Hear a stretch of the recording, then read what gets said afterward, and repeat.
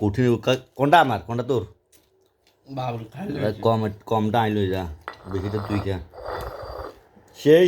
সাত কার কাছে কিরকম লাগে কাদের বাসায় কিরকম বলেন এটাকে দেখেন এটা তো মূলত চাউল ভাজা জানাইবে না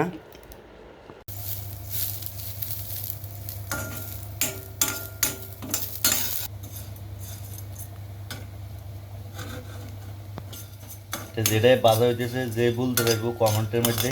তার নাম পুরস্কার আছে এটা খুবই একটু ঐতিহ্য খানা আমরা বিদেশ বাইরের মধ্যে খাইতেছি বহুত বছর পরে তুই এটার নাম জানো তুই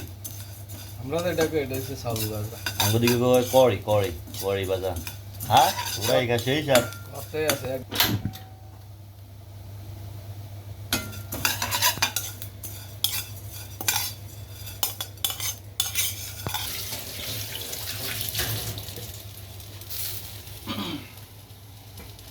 চিনিটা আমরা করলাম ওখানকার চিনি তো মনে করেন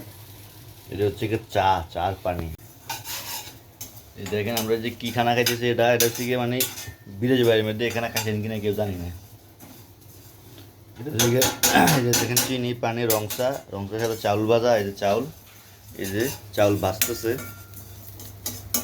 বাকিটাই ইতিহাস পরবর্তীতে দেখবেন সম্পূর্ণ কিভাবে খাইতেছি সেই স্বাদ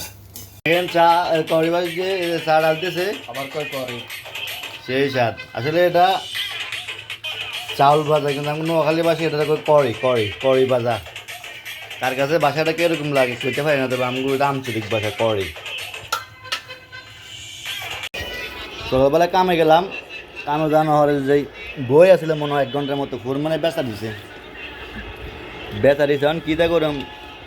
রুমে আই এখন দুজনে মিলি কি খাই কড়ি ভাজি চাল ভাজি খাই রংসা দিয়ে বহুত বছর পরে খাইছি শৈশবের খানা এটা ছোটোবেলা অনেক খাইছি মা ভাজি দিতেও খাইতাম চা দিয়ে ভালোই লাগে এটা খাইতে বিদেশি বাড়ির মধ্যে এটা খাইতেছি কে কে খাইছেন জানাইবেন হ্যাঁ